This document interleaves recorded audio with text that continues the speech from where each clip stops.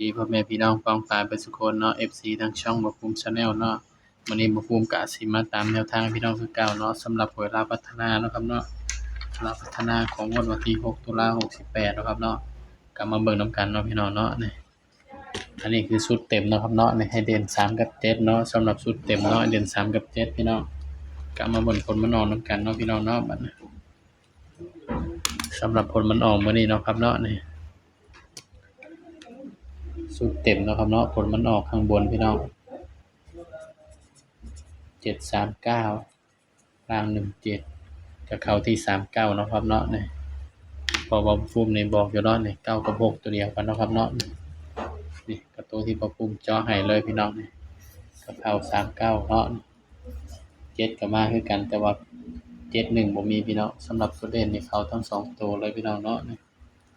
สำหรับแนวทางเนาะก็ถือว่าปังเนาะพี่น้องเนาะอันนี้คือชุดเต็มนะครับ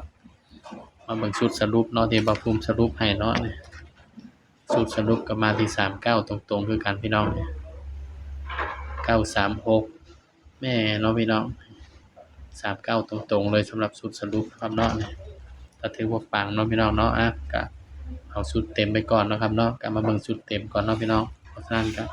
ไปตามกันต่อเนาะงวดวันที่8เนาะพี่น้องเนาะวันที่8ตุลาเด้อพี่น้องเด้อสำหรับมื้อนี้ก็ปังเนาะครับเนาะนี่เข้าที่ข้างบนข้างล่างเลยเนาะถ้าไปเป็นสายรูดสายวิ่งเนาะครับเนาะไปเป็นสายรูดสายวิ่งกับปังเนาะพี่น้อง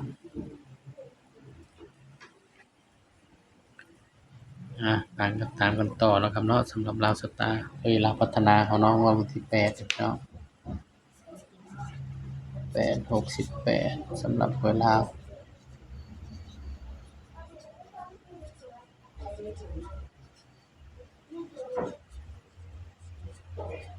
หวยลาวพัฒนาเนาะครับเนาะนี่สำหรับมื้อนี้ก็อภัยได้ก็ดีใจนำเนาะพี่น้องเนาะสิมีคนเลี้ยงกาแฟบ่ภูมิอยู่บ่เนาะพี่น้องส่วนมากก็บ่ค่อยได้กินเนาะพี่น้องเนาะกาแฟทางในช่อง YouTube นี่เนาะพี่น้องเนาะบ่ค่อยมี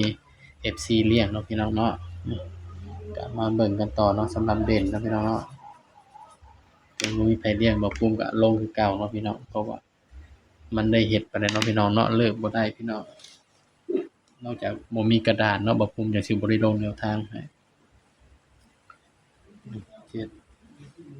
17 38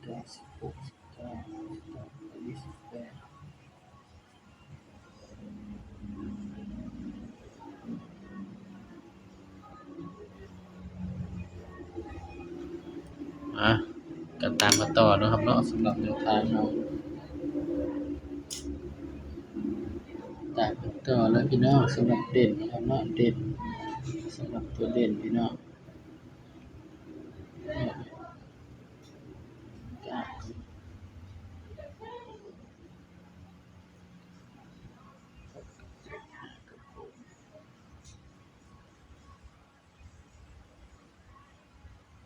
8 16 19 ได้1กับ2 8 15 6 7สำหรับตัวเด่นนะพี่น้องเนาะงวดวันที่8นะพี่น้องเด้อสำหรับเด่นเนาะมาภูมิให้เด่นไว้ที่0กับ6เนาะพี่น้องเนาะนี่เด่น0กับ6เด้อพี่น้องเด้อย้ำเอาตัวเลขก็ให้เพื่อเป็นแนวทางนะครับเนาะนี่คือชุดเต็มเนาะพี่น้องเนาะเดี๋ยวชุดสรุปก็รอคลิปหน้าเนาะพี่น้องเนาะสำหรับคลิปนี้ก็เอาชุดเต็มไปก่อนเด้อพี่น้องเด้อเด่น0กับ6เนาะเราก็มาจับคู่นำกันเลยพี่น้องบัด01 01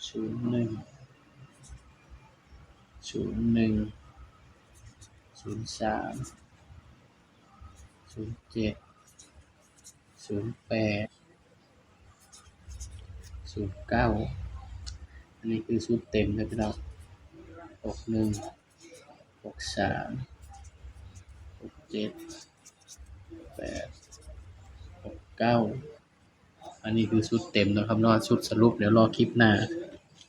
ชุดเต็มก็มีอยู่10หางเนาะพี่น้องเนาะสำหรับชุดเต็ม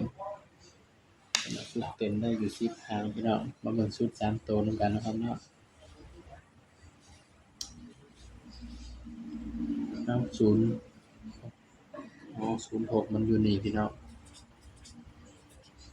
882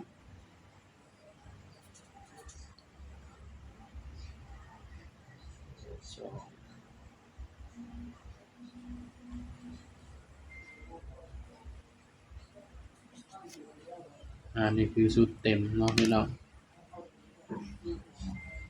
สำหรับตัวเด่นเนาะพี่น้องเนาะบ่าวปูไม่เด่นไปที่6เด้อพี่น้องเด้อสำหรับชุดเต็มนี่ให้เด่น6เนาะ